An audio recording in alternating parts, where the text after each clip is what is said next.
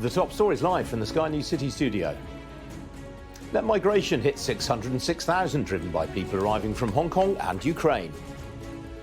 Germany unexpectedly goes into recession after a surprise fall in first quarter GDP. Tate and Lyle hits a sweet spot as profits soar despite higher costs. And a big step forward in the quest for net zero as a British company breaks its own record for solar cell efficiency.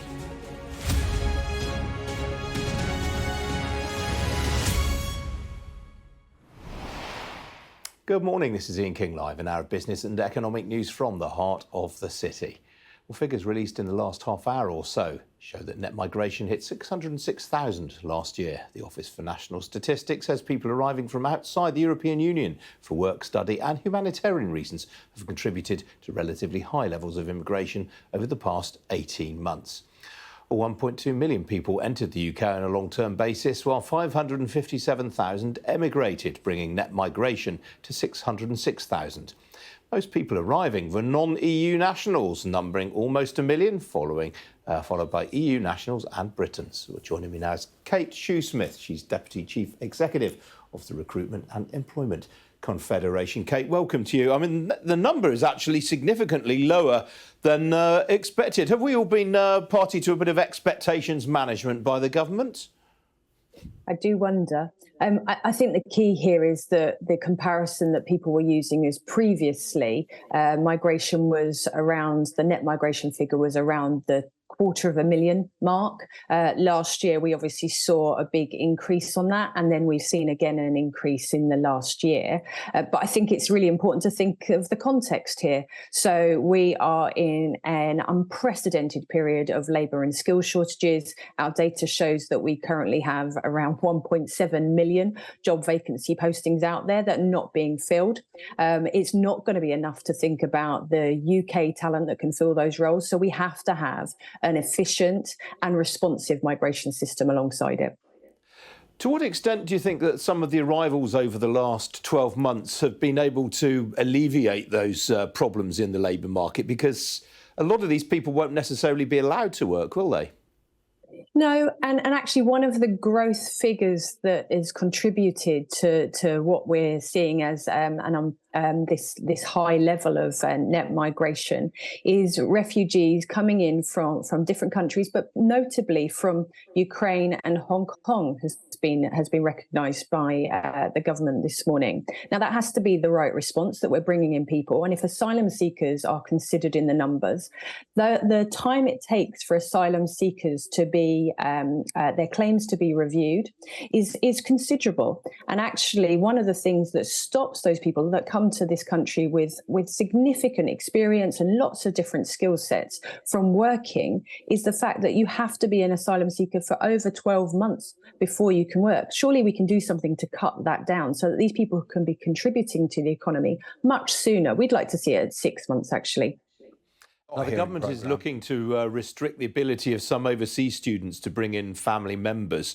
Do we have any idea on those family members who are already here, the extent to which they're participating in the labour markets? It's not clear from today's numbers, but we do know that when people come to the UK, they want to come and live, study and work here, and we have to make it an attractive country as possible. Like I said, we have unprecedented labour and skills demands in this country. They were exacerbated by the pandemic and by the coming out of lockdowns, and we haven't seen a decline in that demand from employers to hire staff.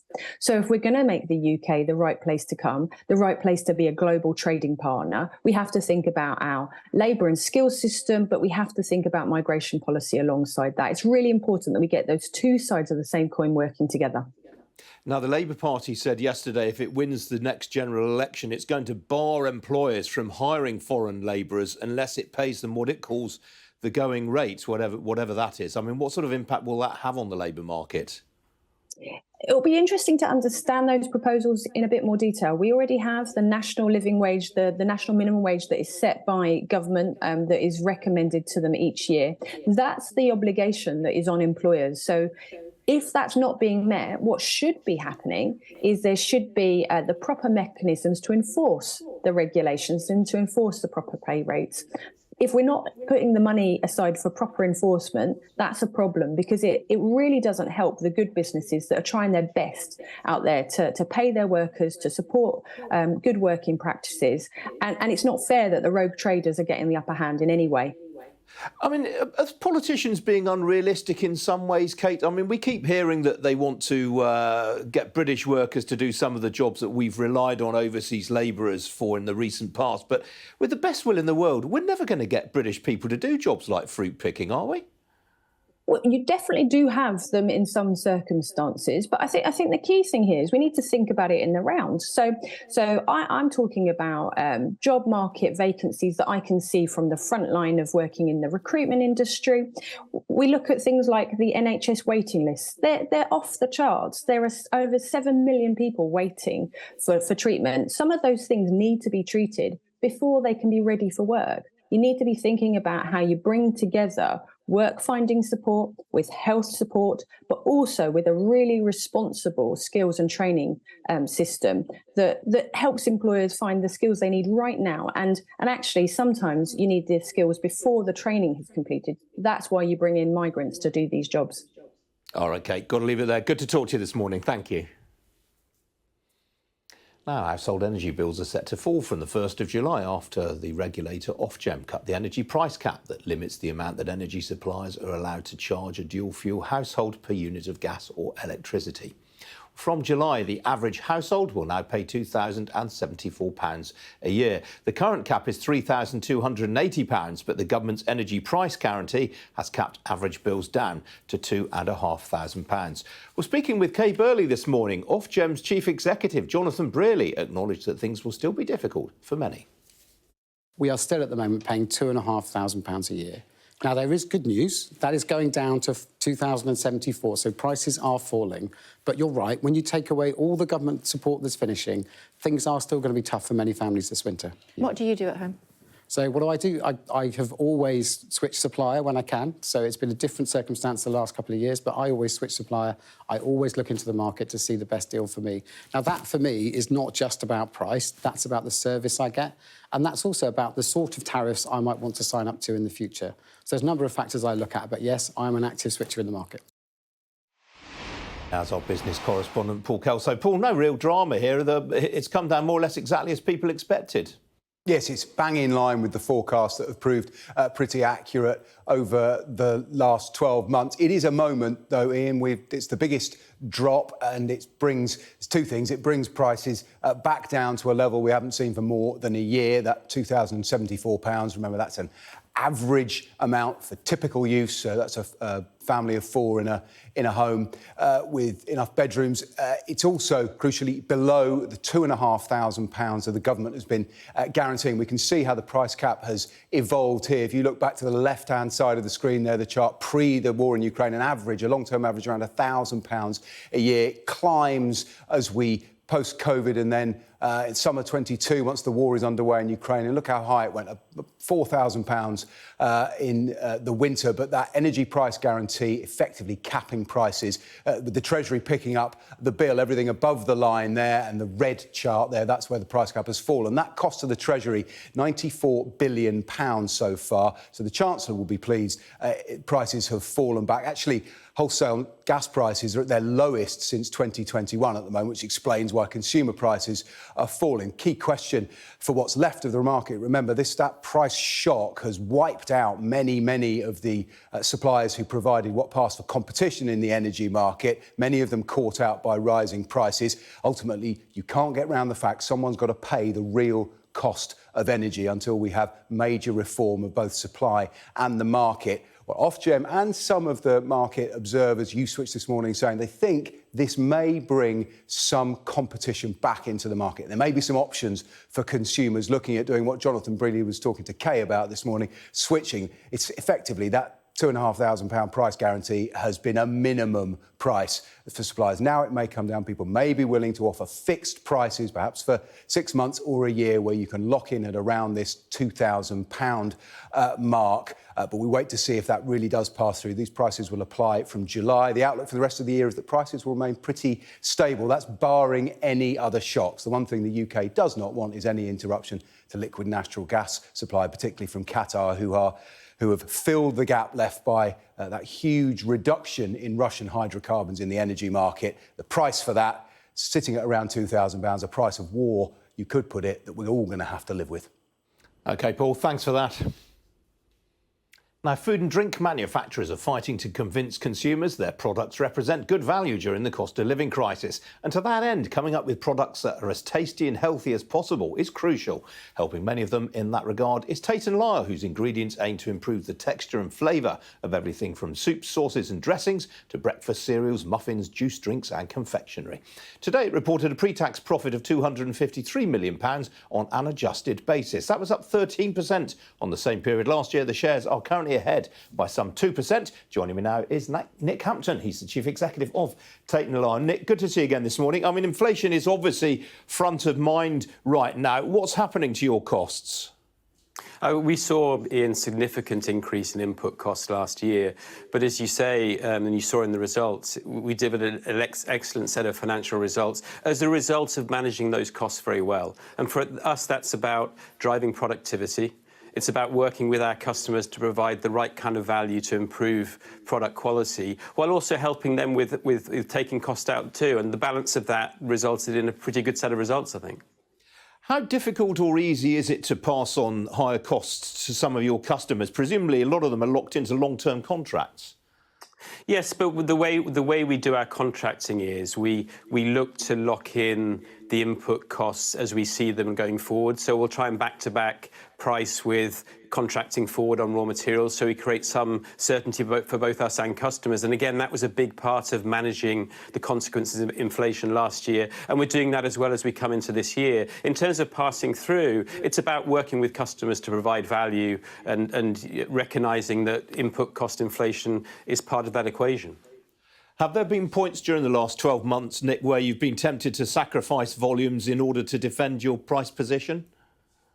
We were very intentional last year about looking to do high-quality business, and what you saw is a significant increase in revenue versus volume last year as a result, and that's just a continual focus on the high-value part of our business, which is driving the growth story of the new Tate & Lyle. So yes, intentionally doing the right kind of volume is part of the strategy. So one of the big events this year, obviously, has been the reopening of China from its COVID lockdowns. What sort of challenges has that presented you with? Well, for us, it was very interesting. Through the latter half of last year, we saw a big increase in infection rates in China amongst our staff. You know, through December, January, 60% of our staff had COVID, fortunately mildly, and we kept all of our operations running. And what we're seeing now is some signs of positive momentum in China. As you know, we made a big acquisition there last year, and our China business is an important pillar of the future. Obviously, the war in Ukraine has now been waging for more than a year. I mean, I know at the outset that presented certain challenges for you in terms of obtaining some raw materials. Are those challenges starting to abate now? Things are definitely easing, more because we've looked to source from elsewhere. We didn't actually source corn or any significant raw materials out of Ukraine, but obviously there was tightness in Europe, and we're having to bring corn into Europe from outside still. But the strength of our global footprint is really helping with that. So we haven't really seen any significant challenges to production because we've worked really hard to get the right kind of global supply chain capability in place. Now, obviously, you spend an awful lot of money every year on research and development. What sort of things are bubbling away in your laboratories now that people should get excited about? Look, I think people should be excited about the range of innovation we're bringing across sweeteners, mouthfeel and fortification. So those things combined together really help improve the health of food. So we're putting those things together helps take sugar, calories, fat out of food, but still make it taste great. And you know that taste is at a premium for consumers. So if we're going to change consumer habits, then providing great taste and better health balance is really important. I mean, a lot of what you do is obviously plant-based already. Do you feel as though you were kind of a pioneer in this field, given that everyone is now rushing into more plant-based nutrition? I think the heritage of the business is, for over 160 years, has always been in plant-based, and that's a great heritage to build on. And we're very clear that plant-based is the future. Everything we do comes from agriculture, and increasingly we're seeing much more demand for those products. So that reset that we've done in the last couple of years really has put us right at the centre of the future of food. All right, Nick, it's a busy day for your results day. We do appreciate you sparing the time to speak to us. Thank you. My pleasure. Thank you. Some other business news stories for you now. And Germany is officially in recession, it emerged today. Europe's largest economy contracted by 0.3% during the first 3 months of the year, according to the country's statistical agency. That came on top of a contraction of 0.5% during the final 3 months of last year. And 2 consecutive quarters of economic contraction is, of course, the definition of a technical recession. Well, earlier estimates had suggested Germany might avoid a recession. Household and government spending both fell during the quarter and were the biggest drags on growth. The Bundesbank, which is Germany's central bank, is forecasting modest growth during the current quarter. The continuing popularity of pet ownership, which took off during the pandemic, has propelled pets at home to better than expected results. The UK's biggest pet care business reported an underlying pre-tax profit of £136.4 million for the year to the end of March. That was up 4.8% on the previous 12 months and came on the back of a 6.6% rise in sales to a record £1.4 billion. Sales growth was strongest in the company's veterinary arm. Well, Lisa McGowan, the chief executive, said the company grew its active VIP base to 7.7 million, averaging more than 24,000 puppy and kitten sign-ups and 8,500 new vet clients per week. The water company United Utilities has gone into the red on the back of higher electricity and chemicals costs, lower consumption and a surge in the cost of dealing with the aftermath of a surge of burst pipes during harsh winter weather.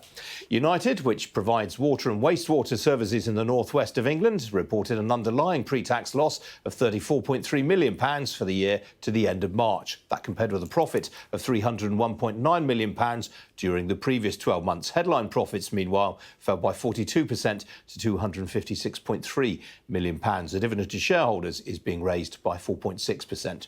Well, Louise Beardmore, she's the new chief executive of United, said the company had achieved a 39% reduction in sewage spills since 2020, but acknowledged the need to invest more in infrastructure, assets and employees in order to meet new environmental targets. The security and defence contractor Kinetic said today that the increased focus on defence spending by governments had brought it record orders during the last year. The company, which employs 8,000 people worldwide, said orders rose by 41% to £1.7 billion, including a contract to deliver experimentation, test and evaluation for the Royal Navy's submarine fleet and one to support the US Army with the development, testing, deployment and training of digital night vision technology. Underlying operating profits during the year to the end of March rose by 30% to £178.9 million. I can tell you the share price is currently ahead by some 2%. A rise in both customer numbers and savings inflows helped the investment platform AJ Bell raise pre-tax profits by 61% to £41.9 million during the 6 months to the end of March. AJ Bell said customer numbers rose by 7% during the period to just over 455,000, while assets under administration grew by 7% to £73.8 billion. Michael Summersgill, the chief executive, said it was a strong performance during a period of challenging market conditions. He also called on the government to simplify the large range of ISAs now available to savers into just a single ISA that was easy to understand and would be more likely to encourage investment.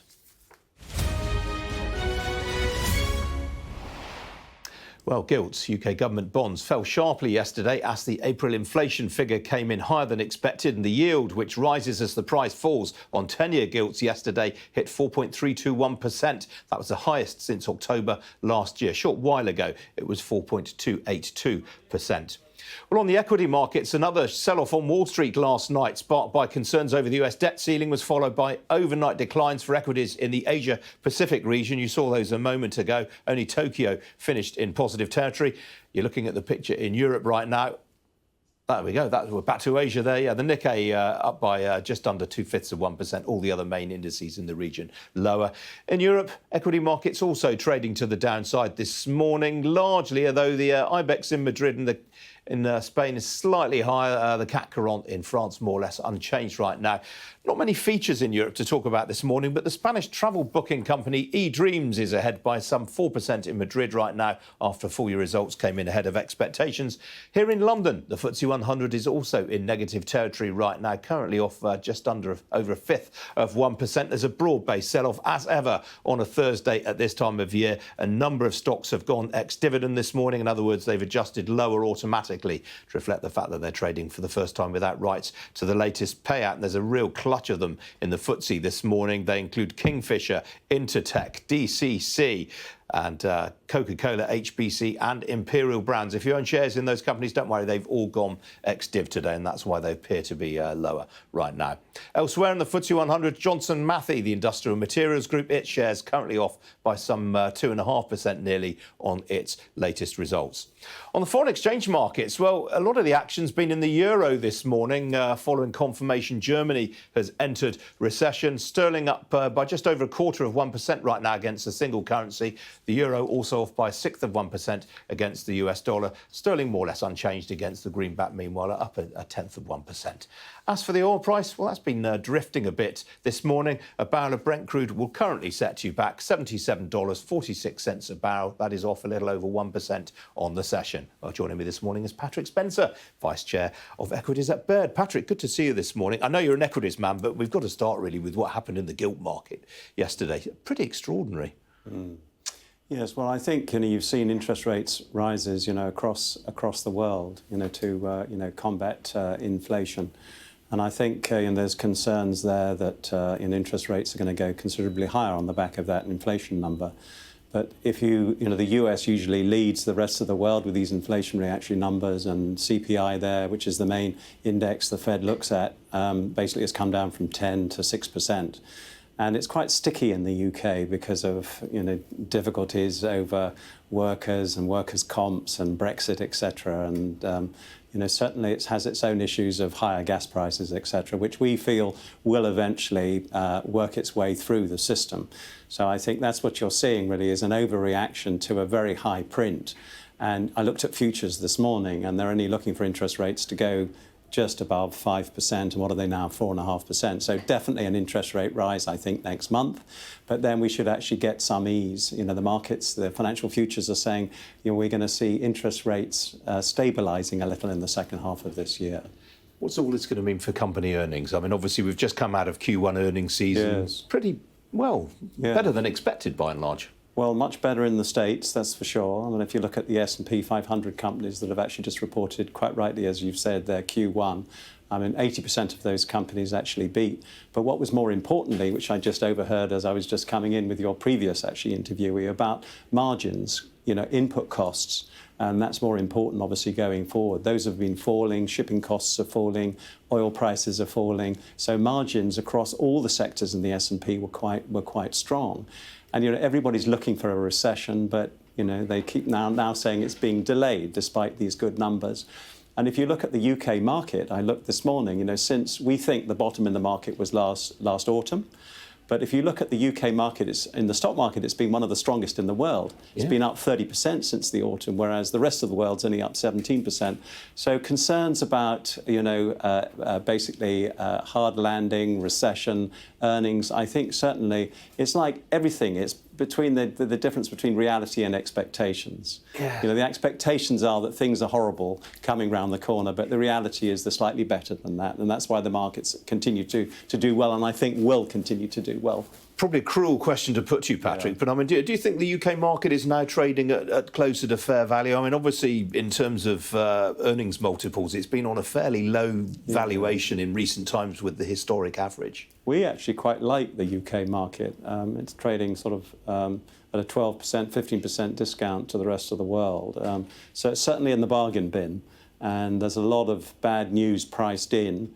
You're getting near 4% yields while you wait, and the FTSE 100.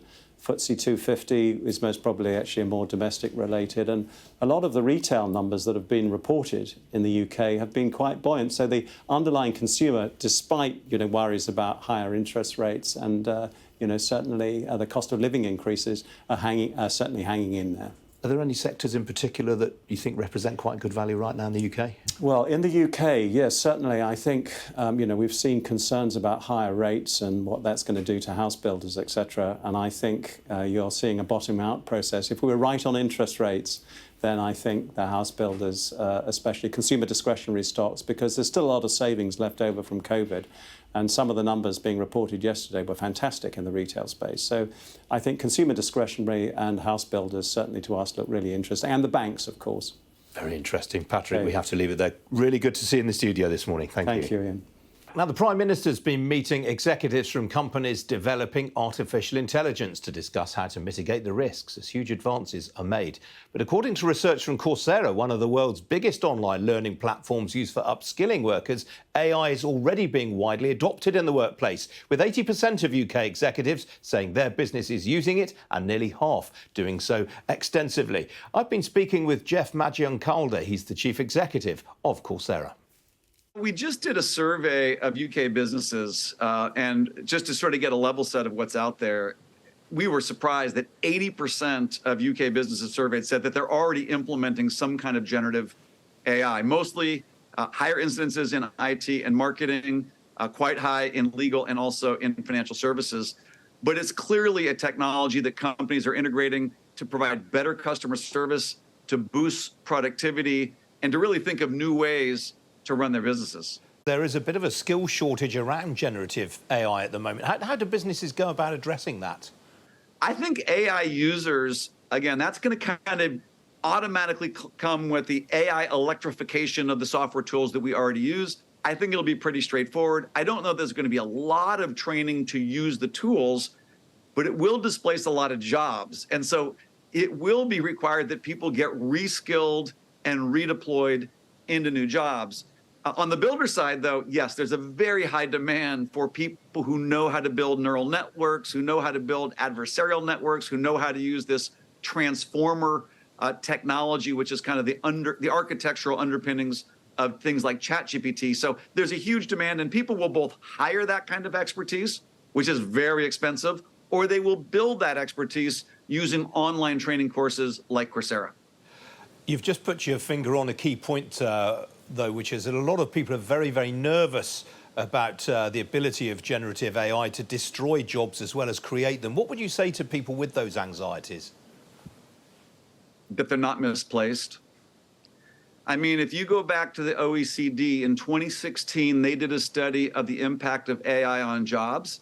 And when they said which kinds of jobs will be impacted by the kind of AI that existed in 2016, and they did it both by job and by education level, what they found was the greatest level of impact would be held by those with the least formal education. So the AI of 2016 mostly would impact jobs held by people with no formal education, followed by people who have just a high school degree, followed by people who have some college and then a bachelor's and a master's and a PhD. That was as it stood with the technology in 2016. Now, fast forward to 2023, OpenAI and University of Pennsylvania just published a study on March 27th looking at the impact of this new kind of AI, this ChatGPT generative AI, and they said, well, which kinds of jobs will be impacted by this new type of AI? It was the reverse order. Mostly, it's going to impact people with PhDs, master's degrees, and bachelor's degrees. It will have very little impact on people with no formal education. But the technology in 2016 hasn't gone away. So those with lower educational levels are still at risk because of the more conventional AI, and now the more advanced, the knowledge jobs and the more advanced technology with AI is going to impact those. So to some degree now, we're all in the same boat. Doesn't matter what education level you have, AI will impact your jobs, and that means we're all going to have to be reskilling and retooling and staying nimble as the world moves forward. Now, you've been very clear just now that you think this is an opportunity for your business. Some of your peers in the education sector, such as Chegg, which recently put out a profits warning, are a bit less clear on that. We just launched something called Coursera Coach, It's a personal tutor that sits there in the courses so that you're not really alone. Every learner in the course will have somebody, an expert, a learning assistant that they can talk to and say, I don't understand that. Give me an example of that. Explain that in a different way. Summarize that. What career would I pursue if I had this skill? So it's like a personalized learning assistant that you can talk to that helps you with your learning. And I mean, I'm biased, but I've been using it. It's extraordinary. I mean, it's unbelievable.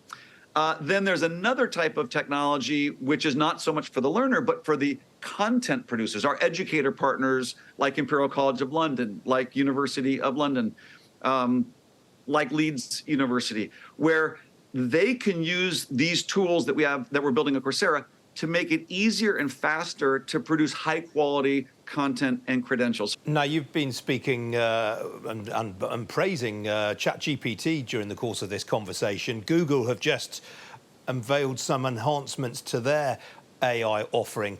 Have they still got time to close the gap on Microsoft? I think that there's not going to be a single winner, but I do think that smart companies today are not betting on any one provider. We're in the very early innings, and even at Coursera, we are architecting our AI services for learners and partners to be multi-model. So I really think there'll be a number of models that are good at different things, and there won't be just one big winner.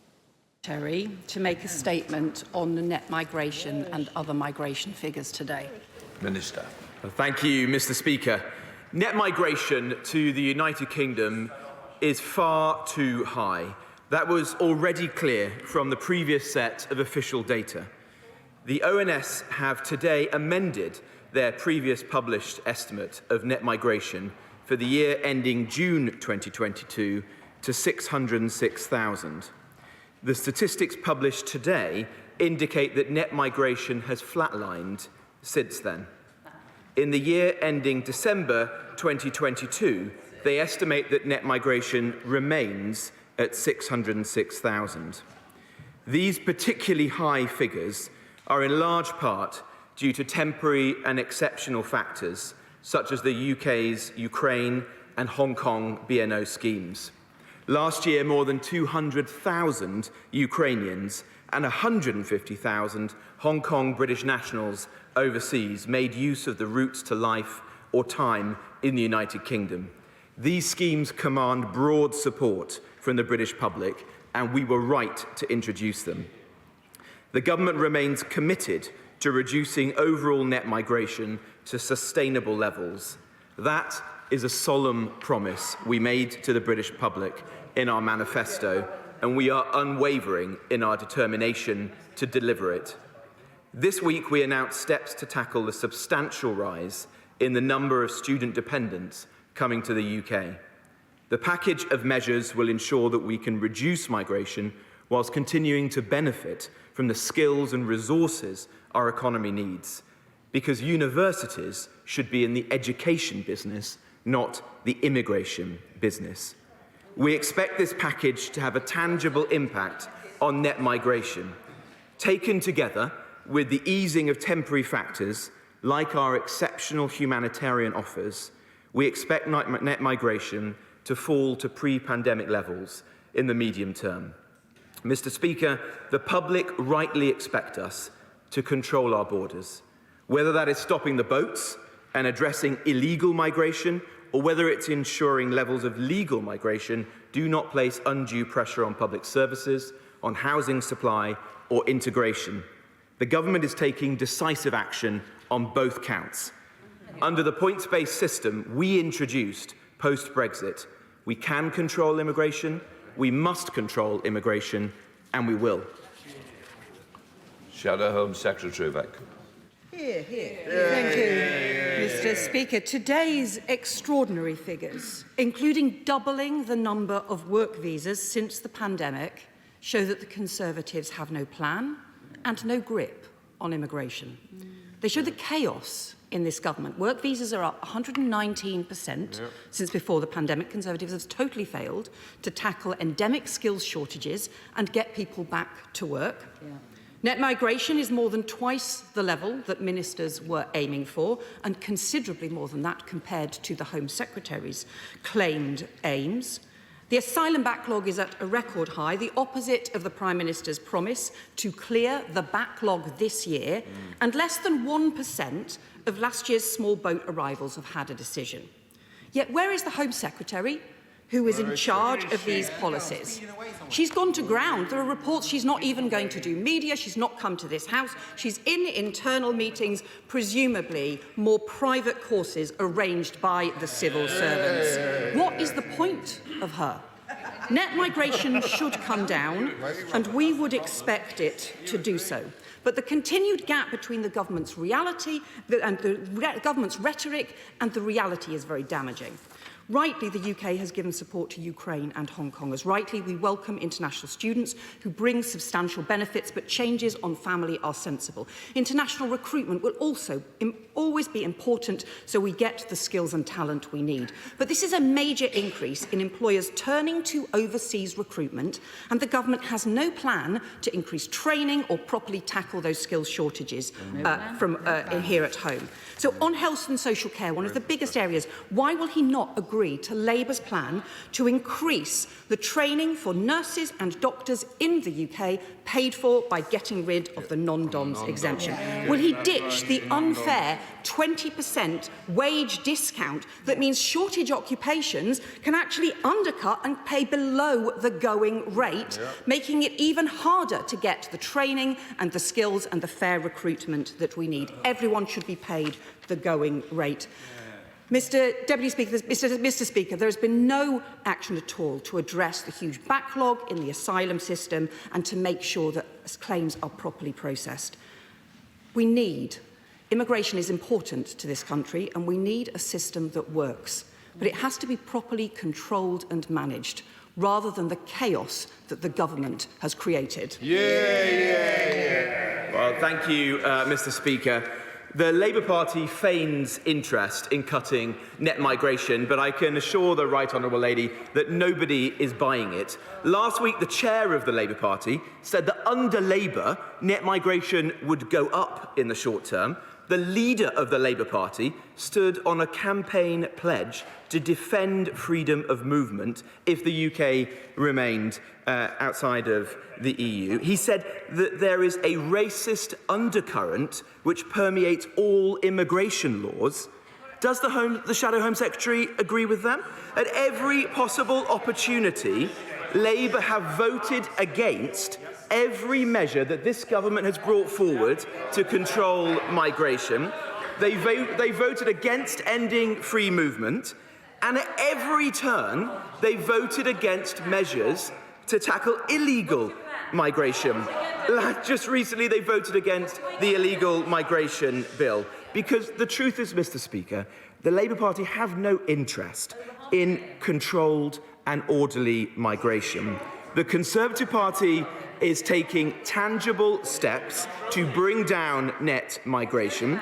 Yesterday, we took a decisive step to clamp down on student dependence, because universities should be selling education, not immigration. Belatedly, the Shadow Home Secretary says she agrees with that. Mr. Speaker, the Conservative Party made a solemn promise to the British public to reduce net migration. Thanks to Brexit, we now have the tools at our disposal to do that. We can and we must deliver. File the House to Peter Bottomley. Well, there you go. You've been listening to an urgent question being posed by the Shadow Home Secretary there, Yvette Cooper. The gentleman answering that was, of course, Robert Jenrick, the Minister of State for Immigration. We will have response to that and more on this story, of course, later on this morning here on Sky News. In the meantime, though, the UK has been one of the world's leading economies in terms of reducing carbon emissions and switching to low-carbon energy sources. To that end, another breakthrough was achieved this week when the solar technology specialist Oxford PV announced it has set a new world record for the amount of the sun's energy that it can convert into electricity. The record-breaking solar cell converted 28.6% of the sun's energy into electricity, way ahead of the 22 to 24% achieved by comparable cells. Well, joining me now is Dr. Chris Case. He's Chief Technology Officer at Oxford Photovoltaics. Dr. Case, welcome to you this morning. This is the second such record that you've set in as many years, I gather. It is indeed a second record in about just over 12 months' time. But we've been setting records traditionally around this new technology since our inception and the work on this innovative solar cell that was developed. Now, this material, this cell uses an ultra-thin layer of material called perovskite. Without getting too technical on me, can you perhaps explain what it does? Well, I know you like sometimes show and tell. So this stuff is silicon. That's the material that all those solar cells that make up the solar modules you see on rooftops consist of. And this is the stuff we use. It's actually a synthesized chemical based on a mineral discovered back in 1839, but entirely synthesized material. But it's a far more effective solar absorber, meaning it can take those solar photons and convert them to electrons with much less material. In fact, something like 1/200th the amount of material that conventional silicon requires. Now, the clue, of course, to the company is in the name. You're a spin-off from the University of Oxford, but this cell was actually manufactured in Brandenburg in Germany, I gather. That's correct. So we have two locations. We have our sort of headquarters and R&D center just north of Oxford, and we were a 2000 spin-out from the university, but we've had a manufacturing site in Germany, just west of Berlin, since 2017. So how important is the manufacturing in the sort of whole value-added process? People will sort of say, well, if the intellectual property resides here in the UK, why doesn't the manufacturing? Well, I mean, look, the decision to manufacture somewhere takes account a variety of decisions. You've got to have land, space, a streamlined permitting process, of course, the availability of the necessary labor, and of course, you need financing. And to a certain extent, if there are incentives available, these go into a package that goes into your decision making about locating. Germany was a very attractive package for us back in 2017 to locate our first manufacturing site. I mean, the discussion around decarbonization traditionally has been associated with climate crisis, but since the Russian sort of invasion of the Ukraine last year, the dialogue has changed to about energy security and bringing manufacturing back to local areas. I mean, today, virtually 95% of the panels that are installed, anywhere in the world, are sourced and supplied by China. So if you want to have local sourcing, you've got to have local manufacturing. So I think it is very important that we figure out ways to encourage local manufacturing of PV, wherever that may be, in our hometowns in the UK or within Europe or elsewhere within the West. Now, there's been a lot of talk about a potential IPO of the business. I gather you're looking more at Hong Kong or New York than London. Well, let me just sort of back away from that a little bit in the sense that we're not ready to announce anything like that. I mean, we're just over 12 years old as a company. Obviously, we're venture-backed, and everybody's always looking to grow and seek future opportunities. And we'll make decisions about where to do or what our future direction might be based on decisions and finances that are available going forward. But for us to grow further, we do have to build new manufacturing plants. So absolutely, for sure, on our mind is where to locate the next manufacturing plant. Very good. It's been fascinating talking to you this morning, Dr. Case. Thank you for giving us a glimpse of the technology as well. Hope to see you again. Thank you. Okay, very good. Thank you.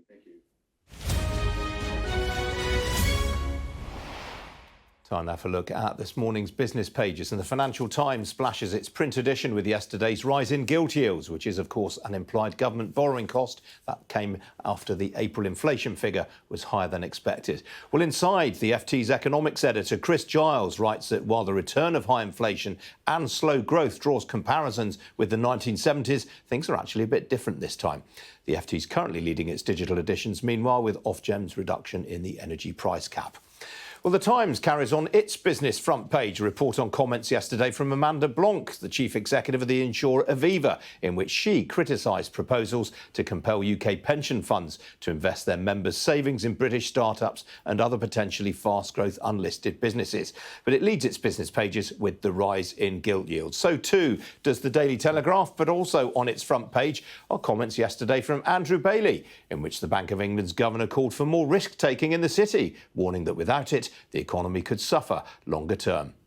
We've talked a lot on this programme recently about artificial intelligence, indeed we were earlier today, and the potential it has for disrupting a whole host of industries and businesses. But disruption is something with which businesses have always lived. Inflation is another key challenge right now. Well, not so long ago, it was supply chain disruption due to the pandemic. So how do businesses steer their way through such situations? Well, the consultancy Alix Partners advises a wide range of companies in differing stages of transition. And joining me now, very pleased to say, Simon Freakley, the Chief Executive. Simon, welcome to you. Inflation, obviously the hot topic right now. Do you see much evidence of businesses adapting successfully to it? Thanks, Ian. Well, of course, inflation is top of mind for everybody. Even though the IMF says that we're now below double digits in the UK, when you look at core inflation, particularly food inflation, it's still well into the double digits. So I think extraordinary pressures on not just the consumer, but also on business. So for every chief executive, not just in the UK, but internationally, inflation is top of mind. But also, of course, other profound disruptions. What's happening, because of environmental pressures and expectations, what's happening in terms of technology acceleration. We talk about generative AI, I'm sure. But these disruptions layering on top of each other are proving extremely challenging for boardrooms and chief executives. They really are. I mean, another hot topic is the tightness of labour markets. We've had the migration numbers out this morning. I mean, what are you telling companies right now in terms of how they handle this? Well, I mean, it is still a tight labour market, but an even tighter skills market. If you look at where the real pressure is in labour, it's a small coterie, particularly digital skills, that are so hard to get hold of. And as businesses try and evolve their business models at speed to stay relevant, getting enough of these skills is critical. So what we say to our clients is make sure that you're using technology to enhance the productivity of your labour force, because that's the way to stay ahead. Well, technology takes me on to AI. Is this an opportunity or a threat to most businesses? I think generative AI is going to comprehensively disrupt every business in every market. It's a bit like seeing an asteroid that's about to hit the planet because ChatGPT has just, become publicly known. Over 100 million users in 2 months, the quickest adapted app ever in the history of apps. So I think technology generally and generative AI particularly is going to comprehensively rethink every business, every job. You've spoken in the recent past about the minefields that what is acceptable in the workplace and what isn't anymore, and the threats that poses to CEOs. What have you made of events at the CBI recently? I think that what happened at the CBI was never right. Of course, in this day and age, with social media playing such an important part in our worlds, of course, so much is known so quickly by so many. I think the qualities of leadership, the essential qualities of leadership about values and purpose and how one behaves remain critical as they always were. But, for companies that aren't purpose-led, leadership that isn't values-based, I think ultimately it catches them out. But we've just seen, for example, John Allen, he's had to stand down as chairman of both Tesco and Baird Developments for things that he vehemently denies. I mean, are boards shooting first and asking questions later? And John just had such a successful career as a businessman. I have no idea, of course, about the allegations and can't comment on them, but what a first-class business person. But obviously these allegations are serious and have to be addressed, and I'm sure they will be. I mean, it puts a wider point, though, onto sort of the generational gaps that we're seeing in workforces right now. Gen Z and, to an extent, the millennials see the world very differently from Gen Xers and boomers. Right. What sort of challenges does that pose for business leaders? It's so interesting, Ian. I often say to our clients that chief executives have to be their own chief communication officers, because people have to be clear. Their customers, their employees, their future employees, their suppliers have to be clear what the company stands for, what the chief executive stands for, and that isn't something that can be delegated to somebody else. So I think one of the great pressures on leaders is they have to be right on their front foot. What is their position on social justice? What is their position on the environment? Because their stakeholders really care about these things. It makes the pressures on CEOs are just ever growing on that basis. What do you make of what Julia Hoggett's just said at the London Stock Exchange, that CEOs in this country are not being paid enough? Well, I think this is always a relative test. I think by reference, the majority of the world, CEOs are paid very nicely. But, there is a lot of pressure on CEOs. We do a review every year, interview 3,000 chief executives around the world. We've just finished this year's survey And what it shows is that CEOs are more concerned than they've ever been about the pressures on them to act and act quickly. Now, I sometimes joke that what we call the disruption index should be called the anxiety index because CEOs markedly are more concerned than they've ever been about losing their jobs. They thought they were in the hot seat, they now found they're in the ejector seat. And so I think there's a lot of pressure on executives. All right, Simon, got to leave it there, I'm afraid. Good to see you this morning. Come back and see us again soon. Thank you, Ian. That's it from me. I'm back at 10 o'clock tomorrow morning. Hope very much to see you then. In the meantime, after this short break, Jane Secker is up with the latest on the migration numbers. Do stay tuned. Cheerio. Thanks.